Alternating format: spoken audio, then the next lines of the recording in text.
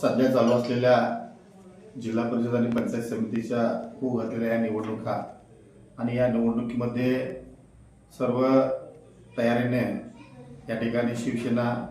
शिंदे पक्षाच्या वतीनं आपण या सक्रिय झालो। खऱ्या अर्थानं गेल्या महिन्यापूर्वी माझा शिवसेनेमध्ये प्रवेश झाला एकनाथजी शिंदे साहेबांच्या उपस्थितीत, पण तालुक्याच्या भागाचा जेव्हा आपण अभ्यास केला तर त्यामध्ये आमची संघटना म्हणावं त्या पद्धतीनं संघटनात्मक बांधणी कमी असल्यामुळं आज आम्ही वरच्या आदेशानुसार त्या ठिकाणी 2 जिल्हा परिषद आणि 5 पंचायत समितीचा अर्ज भरले होते आणि आम्हाला आमचा धनुष्यबाण गावागावात घराघरात लाडक्या बहिणीची जी योजना आहे माननीय एकनाथजी शिंदे साहेबांनी आणलेली ती घरात पोहोचवण्याकरता आम्ही सर्व पदाधिकारी आणि आम्ही स्वतः ताकदीनिशी या निवडणुकीत उतरलो होतो। पण शेवटी हे सत्य आहे की आज खऱ्या अर्थानं या समाजकारणामध्ये या स्वार्थी राजकारणाने लाभ घेतल्यामुळे, स्वार्थी राजकारणाच्या लाभामुळे आज सर्वसामान्य एखादा कार्यकर्ता मोठा होऊ शकत नाही आणि त्याचं फलित आज या चंदगडमध्ये दिसत आहे। या राजकारणाची खरोखर जर आपण बघितलं तर खऱ्या अर्थाने चंदगडचं राजकारण एवढ्या शेवटच्या टोकाला पोहोचलंय की रात्रीचा नेता जो आमच्याबरोबर बसला होता तो सकाळी कुणाच्या घरात आहे हेच कळायला मार्ग नसल्यामुळे सर्वसामान्य मतदारांवरती मोठा प्रश्न निर्माण झालेला आहे। मला सर्व वरिष्ठांच्या आदेशानुसार या निवडणुकीला सामोरं जाण्याच्या सूचना दिल्या, पण शेवटी या सगळ्या भाऊगर्दीमध्ये आपल्या उमेदवारांना आपण कुठेतरी पाठबळ कमी पडण्याची मतदाराकडून भीती वाटली आणि म्हणून आज वरच्या आदेशानुसार आम्ही या ठिकाणी सर्वच म्हणजे 5 पंचायत समिती असतील किंवा 2 जिल्हा परिषद असतील आम्ही आज माघार घेतलेला आहे आणि इथून पुढच्या काळामध्ये संघटनात्मक पहिल्यांदा बांधणी करून पक्ष वाढीव करण्याकरता जे काय आपल्याला करता येईल त्याच्यासाठी आम्ही उद्यापासून या आमच्या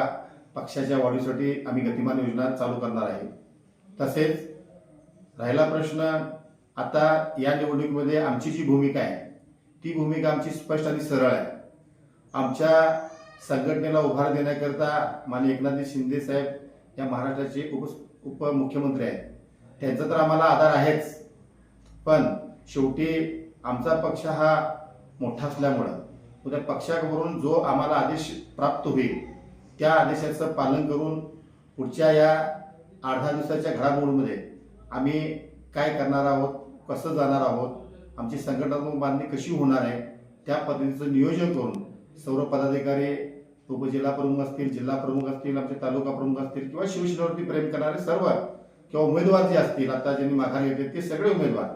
आम्ही एकत्रित बसून एक योग्य निर्णय घेऊन आमच्या संघटनेचं धनुष्यबाण किंवा आमच्या पक्षाचे विचार किंवा आमच्या पक्षाचे विचार ज्यांच्याशी बांधले राहतील अशा पक्षाच्या चर्चेबरोबर राहून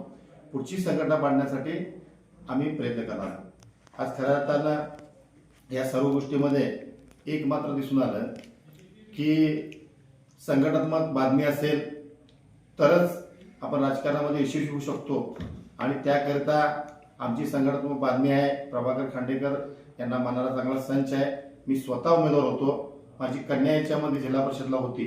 पण सगळ्या ह्या बाकीच्या गोळाबेरीज कारण राजकारणामध्ये वजाबाकीला फार महत्व आहे आणि त्या वजाबाकीमध्ये कुठेतरी आपण कमी पडेल किंवा कुठेतरी चुकून आपला घात होईल ही किंवा आम्हाला शेवटी आमच्या पक्षाचा आदेश ह्या सगळ्या गोष्टीपेक्षा आमच्या पक्षाचा आदेश महत्वाचा आहे। पक्षाने आम्हाला सांगितलेलं आहे, प्रमुखांनी आमच्या वरिष्ठांनी की थोडं तुम्हाला थांबावं लागलं तर योग्य होईल, त्या पद्धतीने निर्णय घेतलाय। पुढील आमचा जो आदेश येईल तो पक्षाने जो ठरवेल तो आदेश होईल, त्या आदेशाच्या आम्ही पुढे मार्ग असतो।